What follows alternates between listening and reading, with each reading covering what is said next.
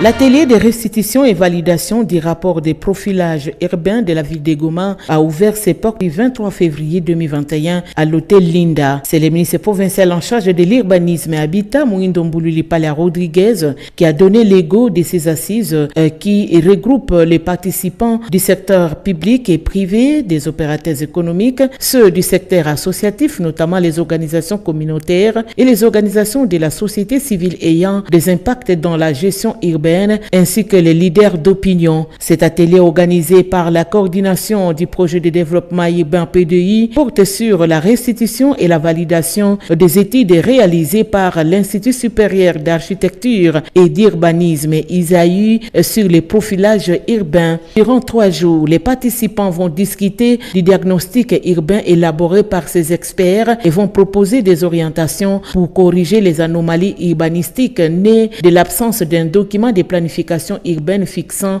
les règles d'aménagement et de construction pour servir de référence à la gouvernance urbaine. Pour les ministres provinciaux en charge de l'urbanisme, il y a nécessité de corriger ces erreurs pour le développement de la ville. Il y a beaucoup d'erreurs. Vous savez, nos villes ont existé par des occupations de fait. Certaines villes n'ont pas été urbanisées au préalable, alors que les villes doivent être urbanisées en amont pour que les populations viennent habiter après. Mais les populations ont précédé l'urbanisation. Et c'est là le problème auquel nous sommes en train d'assister ces derniers temps. Et donc, nous sommes très contents avec ce dynamisme, avec cet appui du pouvoir central par les chefs de l'État qui cherchent à ce que cette fois-ci, nos villes soient plus modernes, plus attractives, que ce soit des pôles de développement où la population va vivre en toute sécurité. Vous êtes sans oublier que nous avons décrit beaucoup de catastrophes naturelles dans la plupart de nos villes. C'est comme Bukavu, c'est comme Goma, c'est comme Kinshasa.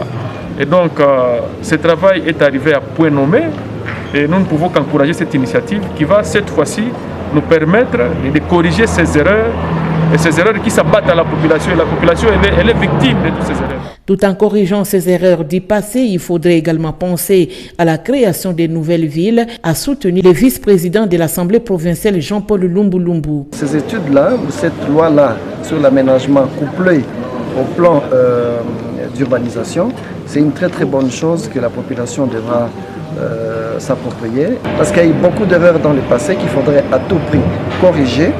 Mais il faudrait, à la longue, je pense, tout en corrigeant les erreurs, il faudrait penser à la création de nouvelles villes. Parce que les erreurs telles que déjà constatées, leur correction peut causer beaucoup de dégâts pour que les nouvelles populations qui veulent venir habiter dans les villes puissent trouver déjà un plan urbanistique dans lequel elles vont devoir s'inscrire.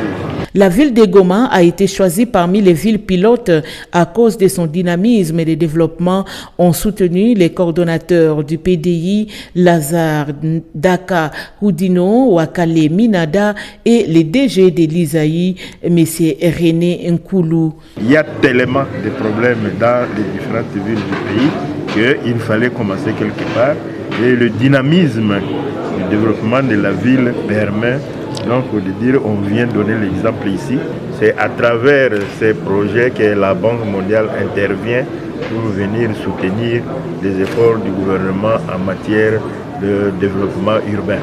Les défis sont énormes parce que quand on va constater tout à l'heure là, sur les 2 jours, les problèmes qu'il y a et le coût qu'il faut calculer pour les réparer, donc le payeur doit avoir un plan, un horizon d'au moins 15 ans.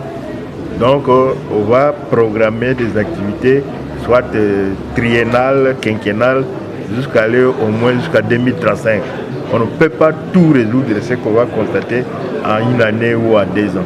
Avec la particularité de la ville de Goma, on peut trouver des solutions parce qu'il a ses particularités. Et on pourra trouver des solutions à moyen, à long terme, pour que la ville puisse se développer durablement et au fil des temps.